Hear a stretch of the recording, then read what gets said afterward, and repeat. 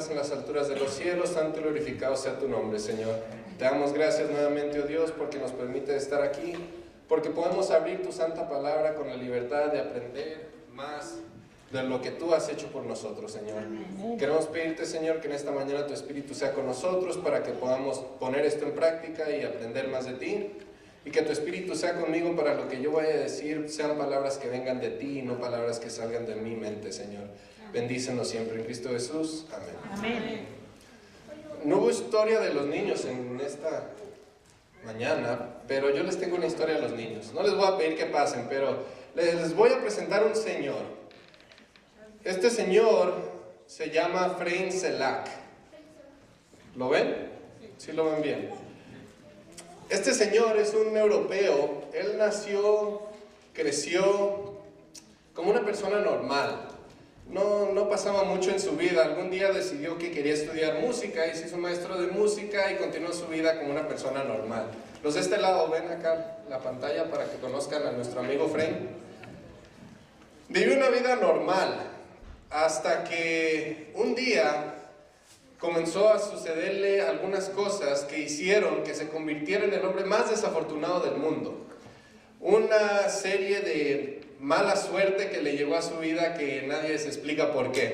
Ahora se considera el hombre más desafortunado del mundo y les voy a contar su historia de por qué. En 1962 sucedió la primera tragedia.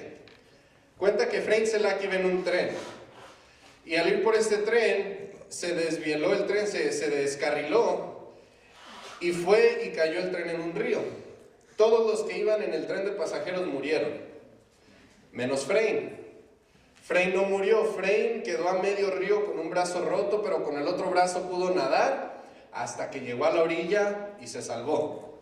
Y dijo, qué mala suerte, no me gustan ya los trenes son muy peligrosos. Mejor dijo, me voy a subir a un avión. Y en 1963 se subió a un avión. Al ir viajando en el avión, los motores del avión dejan de funcionar. Sin explicación, los motores dejan de funcionar y el avión empieza a caer. Los pilotos del avión trataron de controlarlo y de aterrizar seguramente, pero había muchas montañas en esa área, en el área de los Alpes. Entonces, como había muchas montañas, no podía aterrizar en un lugar parejo y fueron y se estrellaron contra una montaña. Al estrellarse, el avión explotó y murieron todos los que iban a bordo, menos Efraín. Cuando el avión chocó, Efraín tenía unos problemas más serios de qué preocuparse, porque verán, cuando iba cayendo el avión, una de las puertas traseras del avión falló y se abrió. Y con la presión, la diferencia de presión adentro y afuera, Efraín fue succionado y salió volando por afuera del avión, por la parte de atrás. Y cuando el avión estalló y explotó y murieron todos, Efraín venía cayendo por los cielos. Él pensaba que su vida ya se iba a terminar. No se esperaba lo que le iba a pasar. Resulta que él cayó justamente en un pajar enorme. Y con algunas heridas leves él pudo sobrevivir esta caída desde el avión. Y dijo, no. Los trenes son peligrosos, los aviones están peor. Me voy a subir a un autobús. En 1965 iba en un autobús y había hielo en la carretera. El autobús se descontroló y se fue por la barra de contención y cayó en un valle. Murieron 3 personas. Entre los muertos no estuvo Efraín Selak. Sobrevivió a este accidente, pero dijo, el transporte público es muy peligroso. Y dijo, ya sé lo que voy a hacer. Me voy a comprar un carro. Y se compró un carro. En 1970 iba manejando su carro tranquilamente cuando se prende en llamas su carro. Y se comienza a quemar y pudo salir corriendo del carro antes de que el carro explotara. Y dijo, ¡y qué mala suerte! Ni modo, tengo que ir a trabajar. Se compró otro carro. Y en 1973 nuevamente iba en su carro y nuevamente se le prenden llamas a este carro. Lo peor es que ahora las llamas estaban entrando por los ductos de aire y le estaban quemando la cara. Pero Efraín pudo salir de este carro en llamas y salió corriendo y con un poco menos de pelo del que tenía antes pudo sobrevivir esto también. En 1995 lo atropella un autobús y sobrevive.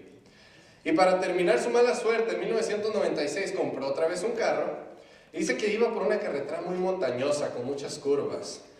Y de un lado pues estaba la montaña y del otro lado había una caída de más o menos unos 600 pies. Y cuando llegó una curva de esas ciegas, venía un autobús en su carril, al lado contrario, entonces lo sacó a él de la carretera y el carro voló por ese valle, voló 600 pies hasta que cayó abajo y estalló el carro. Cuando llegaron las ambulancias, los policías, los paramédicos, vieron el carro y estaban buscando al chofer y no encontraban al chofer.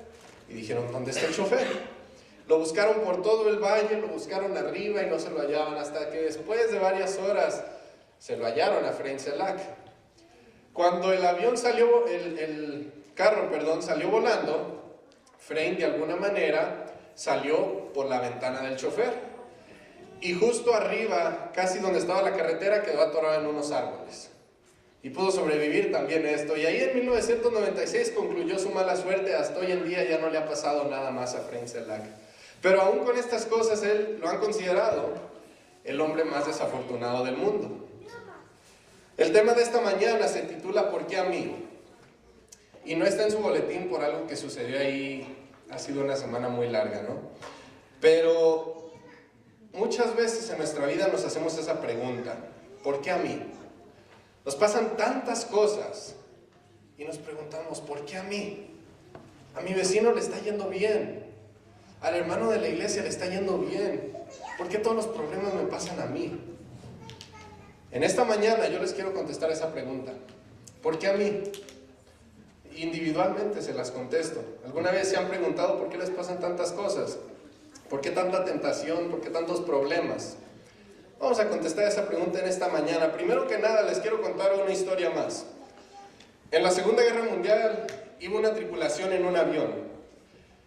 Cuando iban volando, se quedaron sin combustible, se perdieron.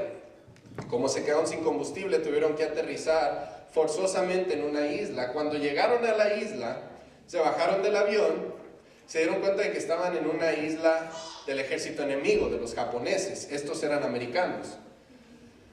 Y ya, no estaban muy lejos los enemigos, entonces habían escuchado el ruido y iban a venir, no iban a tardar mucho en llegar a donde estaban ellos. Muy preocupados, no sabían qué hacer, no tenían más combustible, el avión no podía despegar. Y uno de los de la tripulación dijo, bueno, ¿por qué no oramos? No nos queda otra opción. Vamos a orar y que Dios nos ayude. Y los demás le dijeron, no, estás loco, Dios no nos va a ayudar. Algunos ateos, algunos de otra religión, algunos un poco faltos de fe, pero todos les dijeron, no, Dios no nos va a ayudar, ni para qué perder el tiempo, mejor vamos a estar planeando nuestra muerte, porque pues es lo que va a pasar, vamos a morir aquí. Y él le dijo, bueno, miren, yo voy a ir ahí, atrás de ese árbol, y yo voy a orar. Si alguien me quiere acompañar, puede venir. Se fue, comenzó a orar. Después de un rato lo acompañaron unos 2 o 3 más y pudieron orar.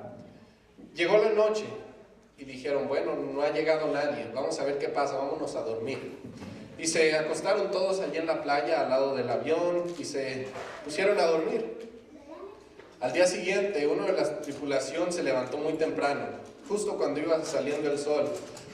Se le fue el sueño y comenzó a caminar y algo le decía que fuera a la playa. Y él fue a la playa y comenzó a tirar algunas piedras hacia la playa, vio las olas, contemplar sus últimos momentos de vida, ¿no?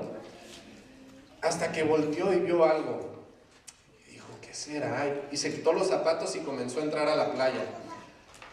Vio lo que era y corrió y los despertó a todos. Les dijo, ayúdenme, tenemos que sacar esto del agua. Fueron, se metieron al agua, sacaron un barril enorme, un barril de 200 litros de combustible para avión.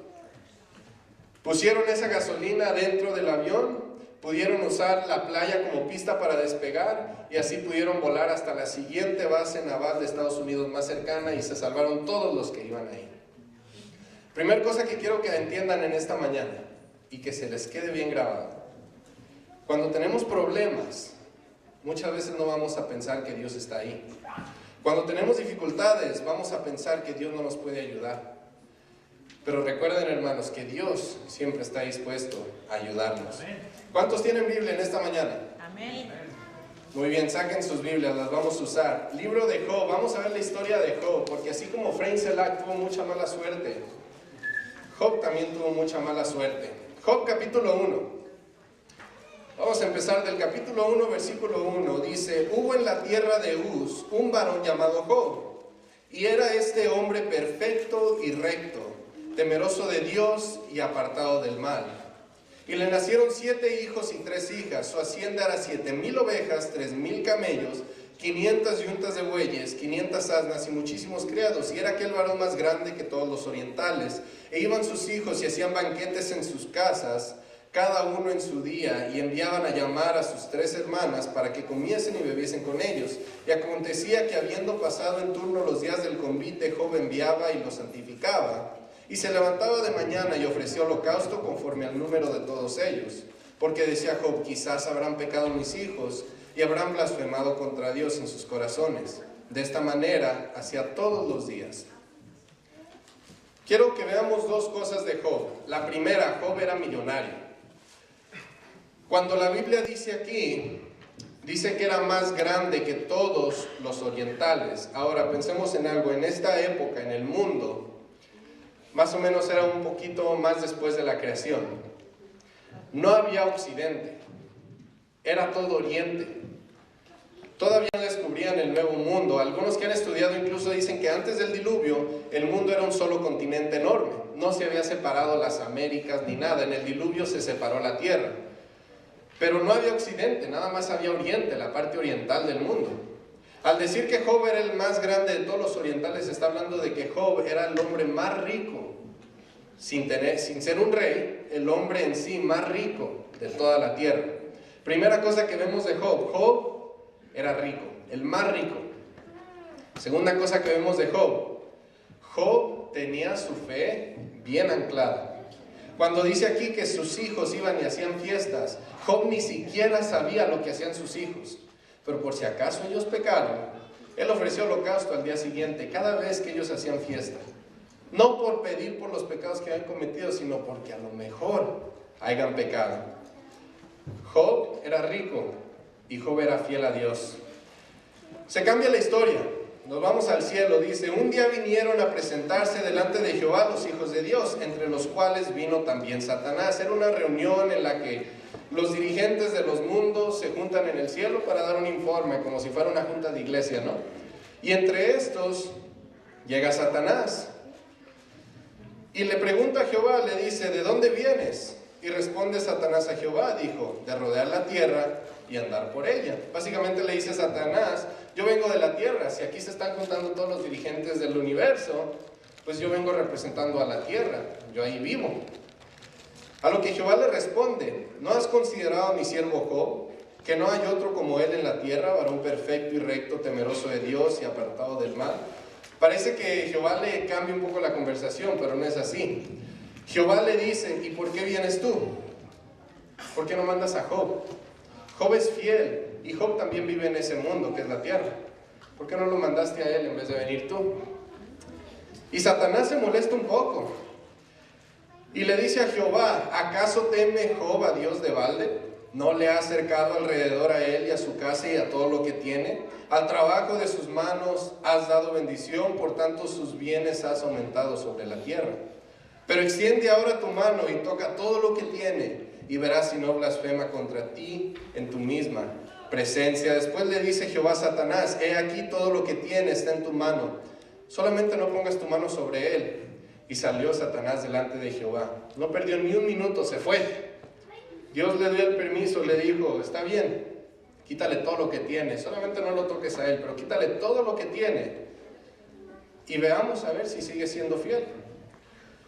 Y Satanás al instante se regresa al mundo. Y dice: y un día aconteció que sus hijos e hijas comían y bebían vino en casa de su hermano el primogénito. Y vino un mensajero a Job y le dijo: estaban arando los bueyes y las asnas, paciendo cerca de ellos, y acometieron los sabeos, y los tomaron y mataron a los criados a filo de espada. Solamente escapé yo para darte la noticia. Aún estaba hablando cuando vino otro y le dijo: fuego de Dios cayó del cielo que quemó las ovejas y los pastores y los consumió. Solamente escapé yo para darte la noticia. Todavía estaba hablando y vino otro y le dijo: los caldeos hicieron 3 escuadrones y arremetieron contra los camellos y se los llevaron y mataron a los criados a filo de espada, y solamente escapé yo para darte la noticia.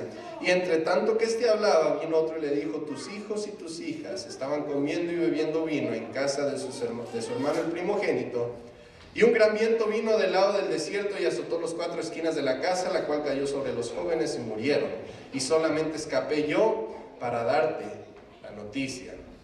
Empiezan a llegar los criados, interrumpiéndose uno al otro, ¿no? Trompezando entre sus mismas palabras. Y en cuestión de 5 minutos, Job se da cuenta que perdió todo, incluyendo a sus hijos. ¿Y qué hace Job? Dice: entonces Job se levantó, rasgó su manto, rasuró su cabeza y se postró en tierra y adoró. Perdón, lo leí mal. Dice: entonces Job se levantó y rasgó su manto y rasuró su cabeza y se postró en tierra y adoró. No lo leí mal. Porque dice que Job adoró. ¿Alguien aquí ha perdido todo lo que tiene, incluyendo sus hijos? No. ¿Alguien aquí ha perdido algo en su vida? ¿Alguien aquí no ha tenido para pagar la renta algún mes y no sabe de dónde conseguir dinero? Hermano, usted se ha quedado sin pagar la renta algún mes. Yo nunca me he quedado sin pagar la renta, pero a veces me ha tocado batallar con eso. ¿Alguien aquí, cuando le llega un problema, lo primero que hace es se postra en tierra y adora a Dios por el problema? ¿Qué es lo primero que hacemos?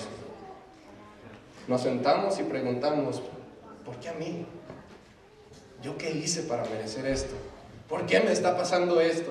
Y después de unos 10, 20, 15 minutos de estar preguntándose uno por qué le pasan estas cosas a uno, por fin dice uno: no, hay que confiar en Dios. Y se postra uno para pedirle a Dios ayuda por nuestro problema. Y se le olvida a uno de adorar a Dios. Uno le pide a uno a Dios por los problemas, pero ¿cuántas veces adoramos a Dios y le agradecemos por las cosas que nos vienen? Dice Job: desnudo salí del vientre de mi madre y desnudo volveré allá. Jehová dio y Jehová quitó, sea el nombre de Jehová bendito. En todo esto no pecó Job ni atribuyó a Dios de propósito alguno. Y continúa la historia. Regresa Satanás al cielo y lo mismo: ¿de dónde vienes? De la tierra. ¿Y por qué no mandaste a Job? ¿Acaso no teme Job a Dios en balde? Claro, ya le quitamos todo, pero Job aún tiene su salud y aún tiene a su esposa. Si le quitamos eso, seguro que va a blasfemar contra ti. Y Dios le dice a Satanás: está bien, quítase y veremos si Job es fiel. Y rápido regresa Satanás nuevamente a la tierra y se acerca a Job y le toca, y dice que le empiezan a salir a Job unas llagas, que tiene que quebrar un cántaro para rascarse hasta que él mismo está sangrando. Y yo siempre me acuerdo, el año pasado fuimos un viaje misionero a Guatemala, y siempre me acuerdo de eso porque allá los mosquitos no son mosquitos, son pájaros. De hecho, no sé por qué el mosquito en Guatemala no es el pájaro nacional, pero bueno, están enormes los moscos y un montón. O sea, uno iba a veces en la bicicleta y se los come uno de tantos que hay. Y como que a nosotros nos vieron sangre fresca y no, hombre, nos atacaron. Dijeron: estos americanos traen azúcar. Y traíamos unas ronchas, tanto que cuando yo regresé se me infectó una en la rodilla y tuve que ir al cuarto de emergencias porque no podía ni caminar. Algunos se tuvieron que desinfectar allá con cremas, con agua oxigenada, porque eran muchos los mosquitos, y a veces hacíamos cadenitas porque la espalda pues no nos alcanzamos. Hacíamos cadenita y todos rascándonos la espalda uno al otro. Y así me imagino a Job, pero peor, ¿no? O sea, al punto que él mismo se rasgaba la piel de la comezón que le daban estas llagas. Y para acabarla, llega su esposa y le dice: ¿qué estás haciendo aquí? Él estaba sentado arriba de un basurero, ya no tenía casa. Dice: ¿qué estás haciendo aquí? Te estás muriendo y aún le sigues siendo fiel a Dios. ¿Por qué no ya maldices a Dios y te mueres y se acabó tu vida? Ya viviste lo que ibas a vivir, ya. Y él le responde a su esposa. Capítulo 2, versículo 10 dice: como suele hablar cualquiera de las mujeres fatuas has hablado. ¿Qué? ¿Recibiremos de Dios el bien y el mal no recibiremos? Le dice Job a su esposa: Cuando Dios nos dio tanta bendición, nosotros con los brazos abiertos la recibimos. Pero ahora que Dios está permitiendo que nosotros pasemos por esto, también lo está permitiendo Dios. Viene la misma persona. ¿No lo vamos a recibir con brazos abiertos, confiando en Dios que Él sabe por qué lo hace? Y su esposa se enoja a la respuesta que le dio Job y se va. Y nunca vuelve más. Después, Job se queda solo. Y llegan 3 amigos a acompañarlo. De esos amigos que yo creo inventaron la frase de si con estos amigos, ¿para qué queremos enemigos? De esos amigos. Se llamaban Elifaz, Bildad y Zofar. Y llegan. Acuestan a Job abajo de una carpa, se sientan alrededor de él. Y como buenos amigos no le dicen nada a Job por 7 días seguidos. Solamente se sientan alrededor de él y lo ven. Dile algo tú. Yo no sé qué decirle. Dile algo tú. Y por 7 días así. No dijeron nada.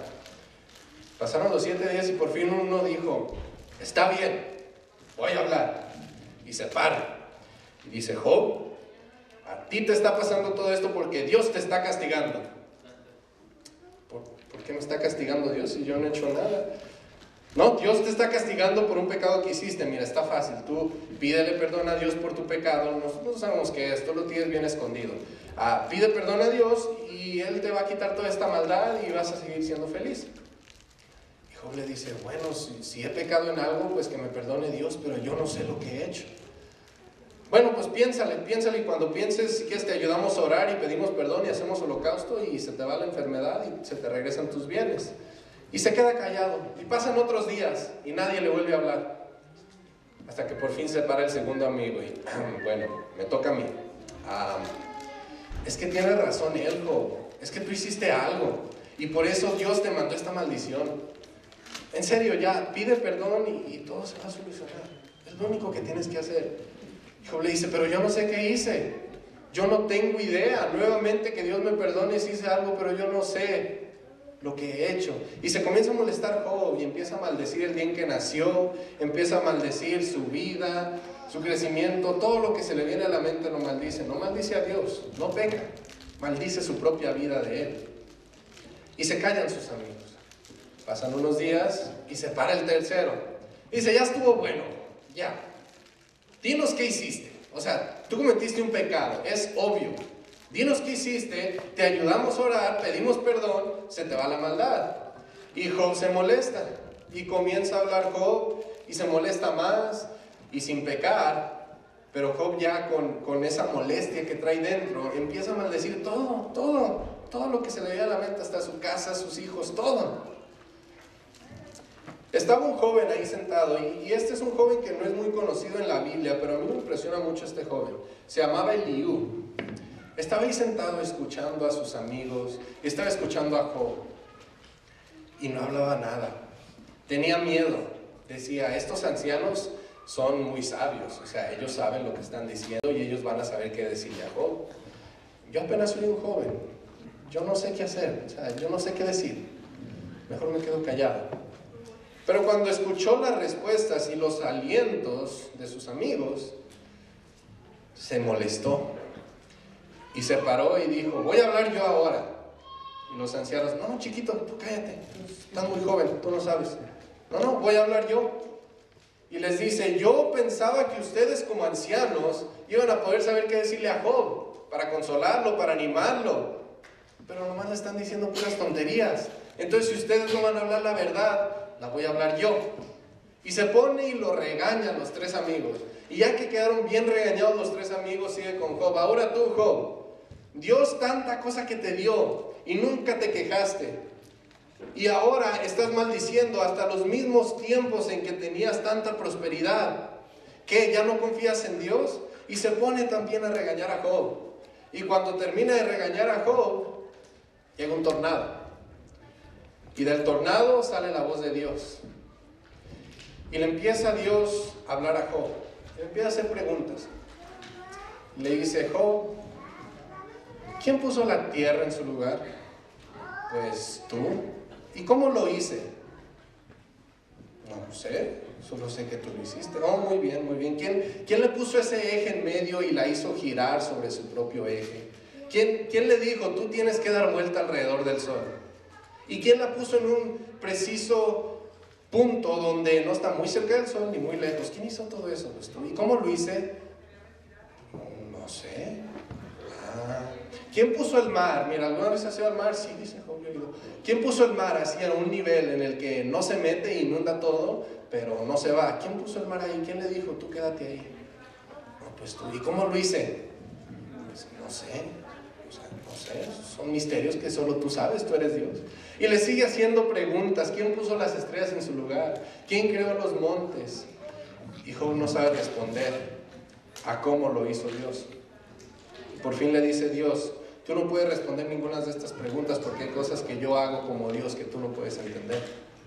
Hay cosas que tú como ser humano no puedes alcanzar a comprender.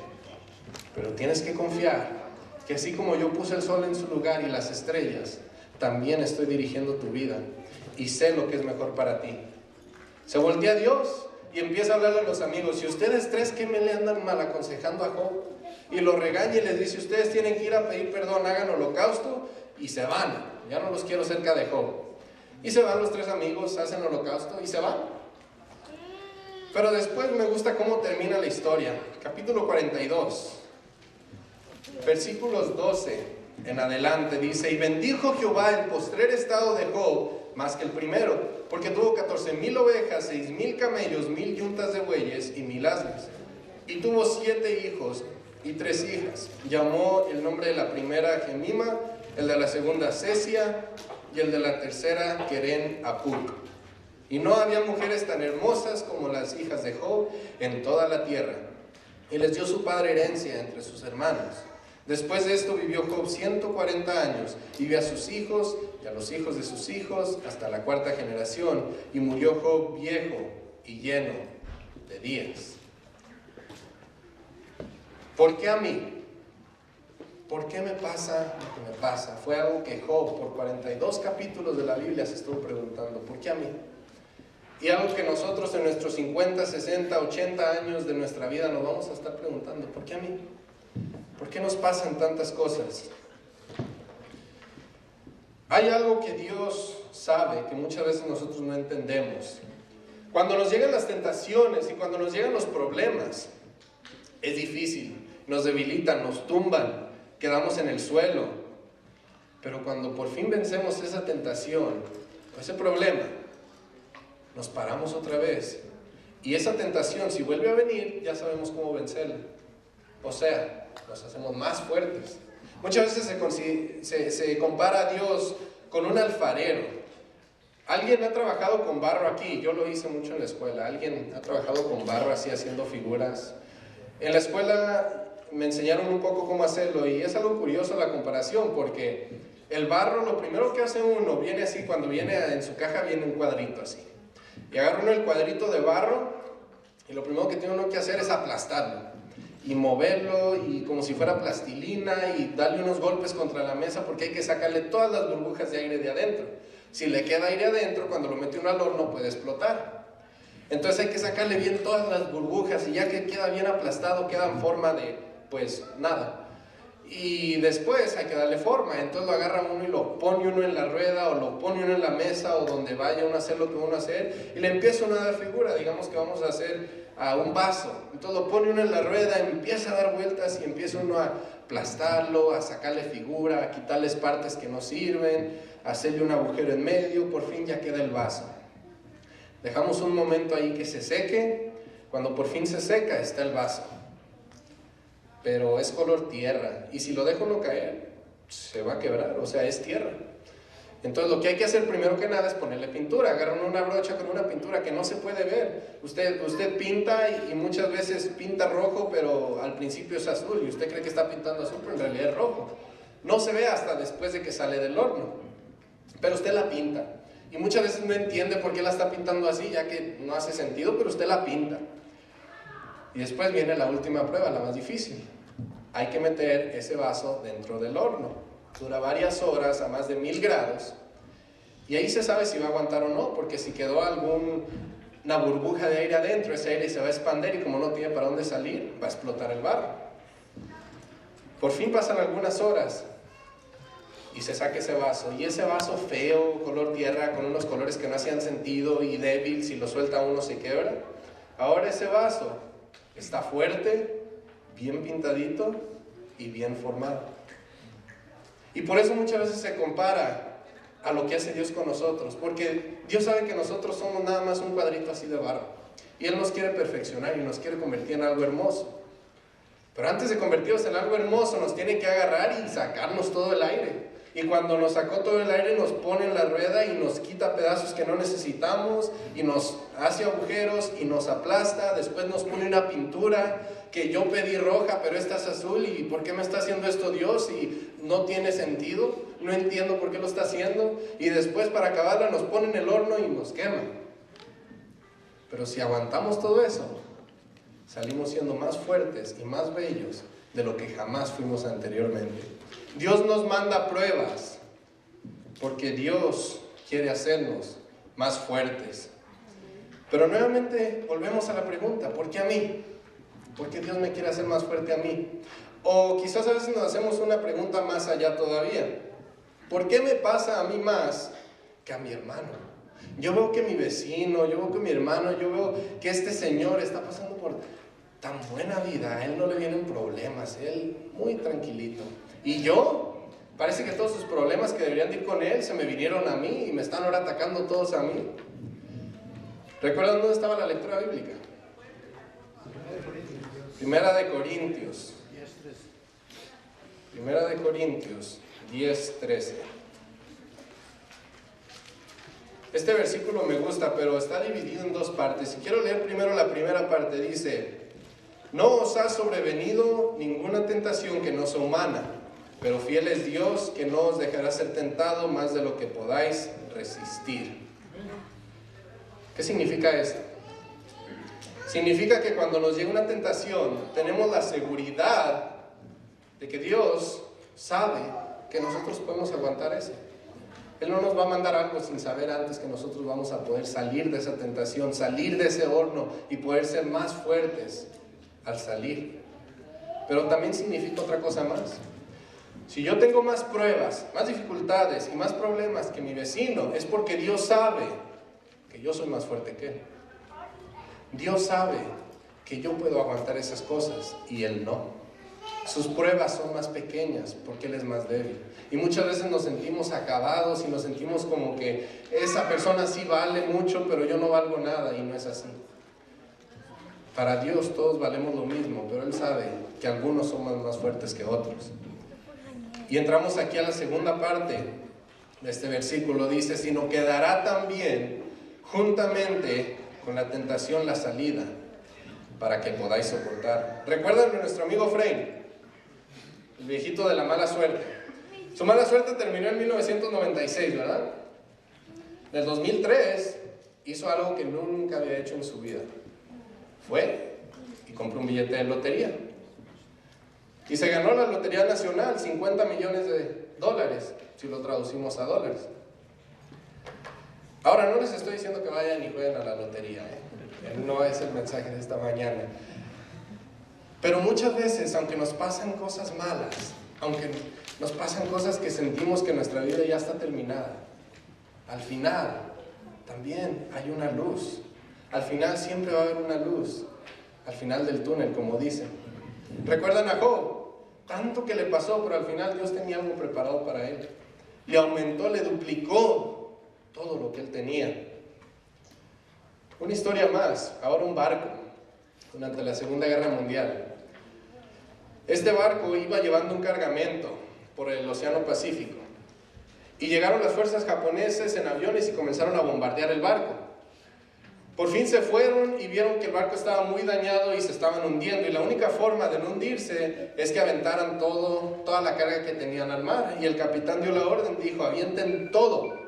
Y comenzaron a aventar tanques, y comenzaron a aventar carros, y comenzaron a aventar armas y balas, y todo lo que tenían lo aventaron. Por fin se deshicieron de todo el cargamento.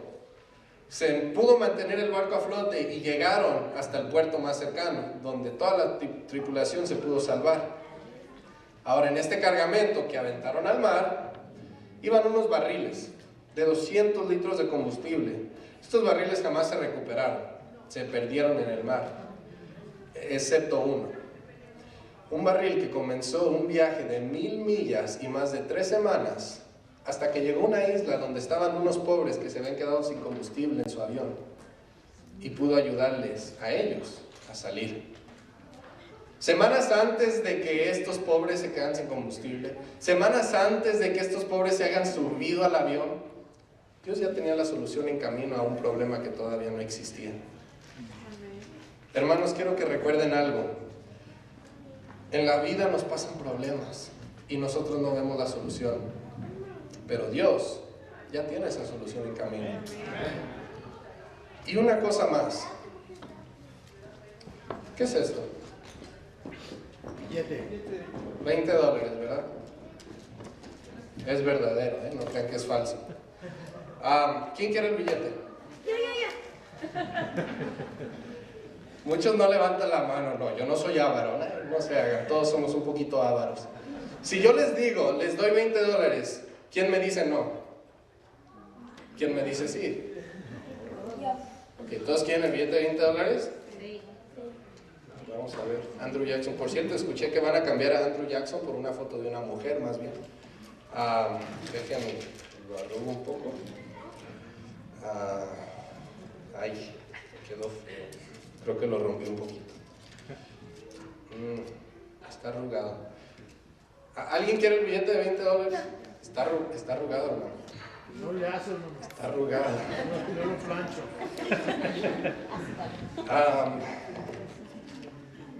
Saben que lo que estoy haciendo es un poco ilegal porque es propiedad del gobierno y estoy dañando propiedad del gobierno, pero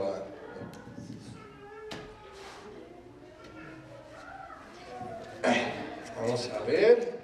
No sobrevivió, pero ya está más feo y está sucio. ¿Alguien quiere el billete? Pero hermano, ya está, lo pisoteé. Usted no sabe dónde he caminado. Yo vengo de afuera, hay mucha tierra. Yo lo recojo, hermano. ¿Por qué? Que son $20. ¿Pero por qué? No pierde el valor. Hermano, muchas veces la vida nos agarra y nos da unos aprietujones que pensamos que no vamos a aguantar.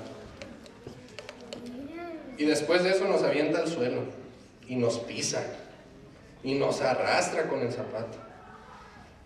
Pero cuando termina todo eso, alguien viene y nos levanta y nos abre. Y claro, pues las arrugas siempre van a quedar, o sea, no lo podemos planchar perfectamente, todavía tiene que quedar los recuerdos de esas situaciones malas, ¿no? Para que podamos aprender para la próxima.